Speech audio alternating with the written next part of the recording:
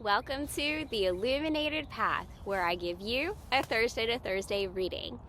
This reading came to me through a vision while I was getting ready this morning. I saw my little sacred space out here in the woods. I saw the moon, and then I heard that song by Taylor Swift, The Fate of Ophelia, and I was like, okay, I see where we're going today. So here I am out in the woods. It feels like it overlaps a little bit with last week's message.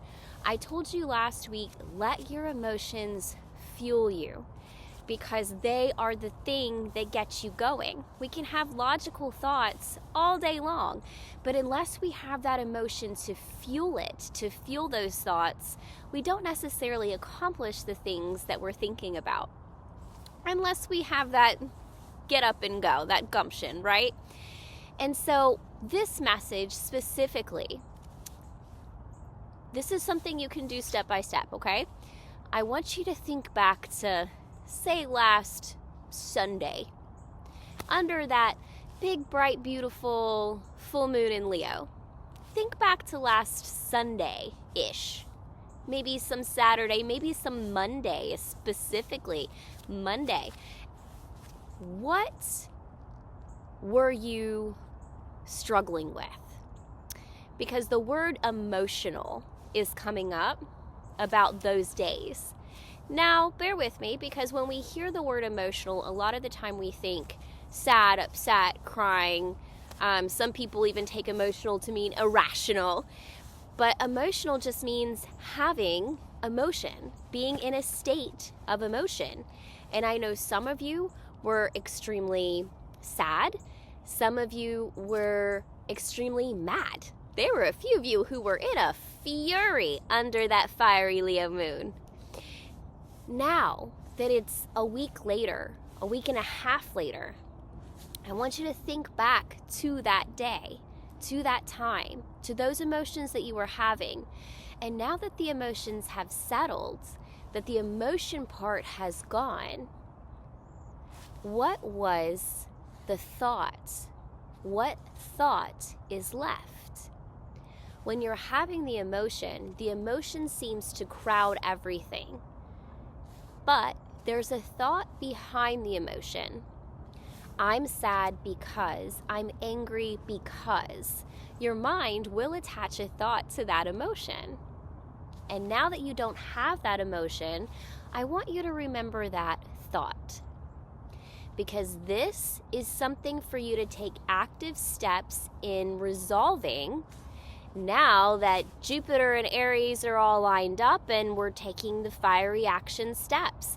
It's time to take those fiery action steps. I know what I was emotional about under that moon, and there are different layers to it, some real deep layers and some right on the surface layers. But that doesn't mean that those steps to resolve are quick and easy to take. Sometimes they are. But we have to be actively taking the steps to change it. And then I was guided to my Isis deck. That's your message. But the Isis deck, I pulled, I heard the word remembrance. So Isis, the Isis deck, along with that message, because that anger, that sadness, that emotion, remembering why that stuff was there, that's your inner feminine trying to come out and say, enough is enough. I'm tired of holding my voice back or being disconnected or arranging myself for others.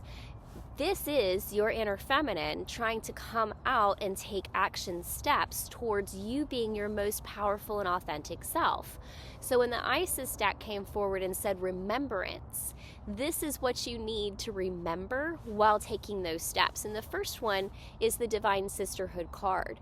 And this one is very specifically about remembering that Divine Feminine, letting the Divine Feminine nourish you now into new relationships, collaborations, community, and friendships is wisdom.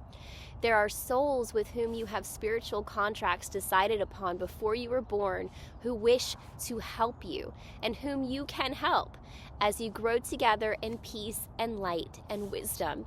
This is remembering that you're not alone. When you're making these steps and you're taking these actions, you are not alone. You are part of divinity, of a group, of a community, of a sisterhood.